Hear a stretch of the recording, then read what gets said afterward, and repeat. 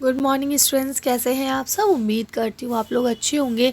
बेटा आज हम लोग इम्पॉर्टेंट क्वेश्चन पढ़ने जा रहे हैं क्लास 8 के। ये वो क्वेश्चंस हैं, एक तरह से हम कह सकते हैं ये वन शॉट रिवीजन भी है ना। इसमें ऑलमोस्ट सारे ही क्वेश्चन हमने कवर किए हैं, लेकिन जो इम्पॉर्टेंट क्वेश्चन बीच बीच में आएंगे जो सबसे ज़्यादा रिपीट होते हैं तो वो मैं आपके साथ शेयर कर दूँगी कि भाई बेटा ये क्वेश्चन ज़्यादा ध्यान से पढ़ लीजिएगा, ठीक है, क्योंकि ये पेपर में आने वाला है। ठीक, तो चलिए ये वन शॉट रिवीजन है, इसमें ओवरऑल बुक हमने पूरी ली है जो भी आपके सिलेबस में शामिल है। चलिए तो पढ़ना शुरू करते हैं।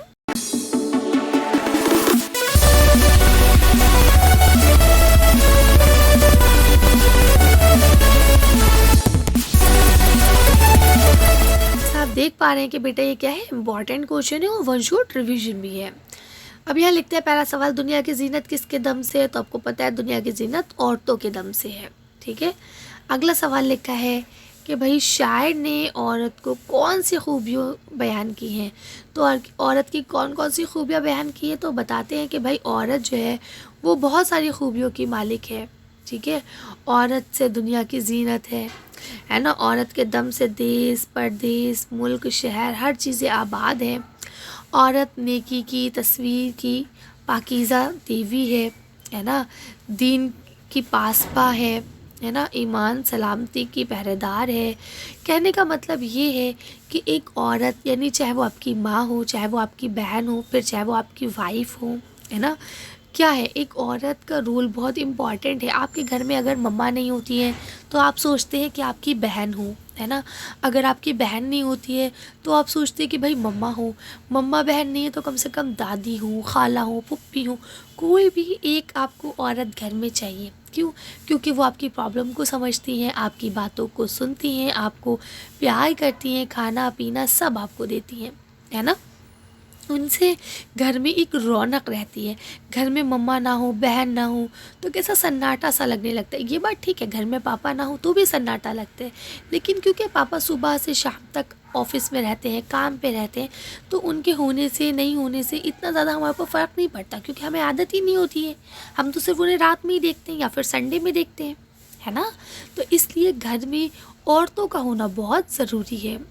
अगला सवाल देखिए यहाँ क्या लिखा है, तुम हो तो गुर्बत है वतन, तुम बिन है वीराना चमन। मिसरे से क्या मुराद है। तो इससे मुराद ये है कि अगर औरत का साथ हो तो परदेश भी क्या होता है, वतन मालूम होता है ना। और औरत के बगैर चमन जो है वो कैसा हो जाता है, वीरान हो जाता है। आगे लिखते हैं, लोकगीत किसे कहते हैं। तो लोकगीत उसे कहते हैं वो गीत जो आवाम में मकबूल होते हैं, है ना, जिसे अलग अलग मौक़ों पर अपनी खुशी का इजहार करने के लिए लोग गाते हैं, है ना। जो किसी भी जज्बात, उमंग, है ना, तजुर्बों पर क्या होते हैं, मबनी होते, बने हुए होते हैं, और ये एक नस्ल से दूसरी नस्ल तक खुद ब खुद पहुँच जाते हैं, ठीक है। उन्हें लोकगीत कहा जाता है। अगला कहते हैं सवाल, लोकगीत के मौज़ूआत क्या क्या हो सकते हैं। तो जितने भी खुशी के मौज़ूआत हैं, जैसे कि आपका कहते हैं कि आम ज़िंदगी की जितनी भी खुशी के मौज़ूआत हैं, जैसे खेत खलियान बेल बूटे, इन सब का पैदा होना या इनको ख़रीद के लाना, है ना। और इसके अलावा मौत के ऊपर भी ये कहे जाते हैं, ठीक है। आगे आ जाइए। अगला सवाल देखिए क्या लिखा हुआ है, अवाम में कहाँ कहाँ के लोकगीत मकबूल हैं।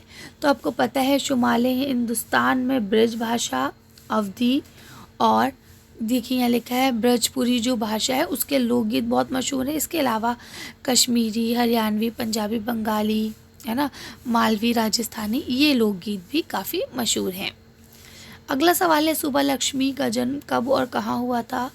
तो सुबह लक्ष्मी का जन्म जो है 16 सितंबर 1916 में हुआ था। अगला सवाल देखिए लिखा हुआ है कि भाई सुबह लक्ष्मी ने कौन सी नई रवायत कायम की। तो आप इसका जवाब दे सकते हैं कि भाई सुबह लक्ष्मी ने स्टेज पर फ़न का मुजाहरा करने की रवायत कायम की। अगला सवाल है, सुबह लक्ष्मी ने किन फिल्मों में अदाकारी के जौहर दिखाए। जवाब ले सकते हैं, सुबह लक्ष्मी ने 4 फिल्मों में अपनी अदाकारी के जौहर दिखाए हैं, ठीक है। कौन कौन सी है यहाँ आप नाम देख सकते हैं। आगे चलिए। अगला सवाल दिया गया है, सुबह लक्ष्मी को कौन कौन से एजाज़ात से नवाजा गया, है ना।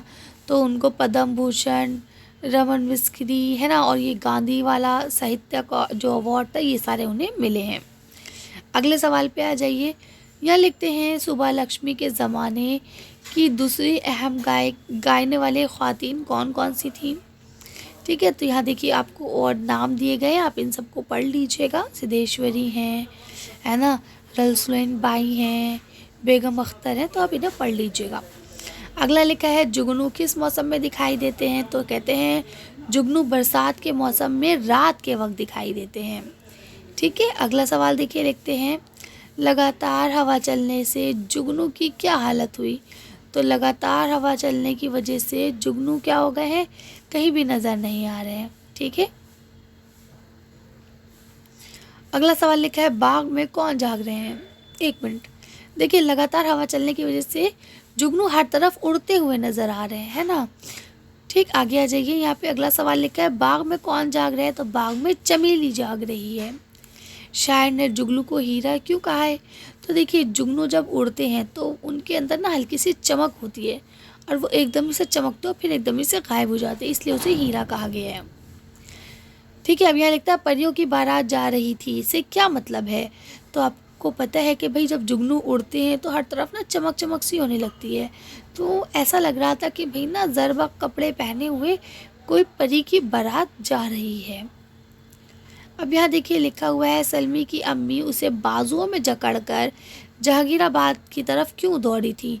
तो आपको पता है कि भाई वहाँ पे भोपाल में जहरीली गैस रिस गई थी, जिसकी वजह से उसकी अम्मी उसे बाजुओं में जकड़कर जहांगीराबाद की तरफ दौड़ी थी ताकि वो बच सके। अगला सवाल देखिए, यहाँ लिखा है सलमी की अम्मी किस बात पर उससे नाराज़ होती थी, क्योंकि वही बेचारी जब वो ये कहती थी ना कि अब्बू मर चुके हैं, क्योंकि उस गैस हादसे में उसके अब्बू मर जाते हैं। तो जब सलमा ये बात कहती थी कि भाई अब्बू मर गए हैं, तो अम्मी जो है बहुत ज़्यादा नाराज़ हो जाती थी। अगला सवाल लिखा है सलमी की अम्मी की दिमागी हालत क्यों ख़राब हो गई थी। क्योंकि देखिए जहरीले गैस के हादसे की वजह से उन्होंने अपने शौहर को भी खो दिया था, है ना, बच्ची की भी तबीयत काफ़ी ख़राब थी, और उन्होंने अपने इर्द गिर्द बहुत सारे लोगों को मरते हुए भी देखा होगा, है ना। इन सब चीज़ों को मद्देनज़र रखते हुए हमें ये पता चलता है कि भाई उसमें इंसान की दिमागी हालत ख़राब हो गई। ठीक है, तो ये आपका वन शॉट रिवीजन था। इसमें हमने हर वो क्वेश्चन, हर वो चैप्टर कर लिया है जो आपके एग्ज़ाम में पूछा जाएगा। अब एक बार आप लोग सैम्पल क्वेश्चन पेपर को देख लेंगे ताकि आपका पेपर आसानी से सॉल्व हो सके। चलिए मिलते हैं नेक्स्ट वीडियो में। अगर कोई कन्फ्यूजन, कोई डाउट हो तो आप लोग मुझे कमेंट करके पूछ सकते हैं। Thank you for watching.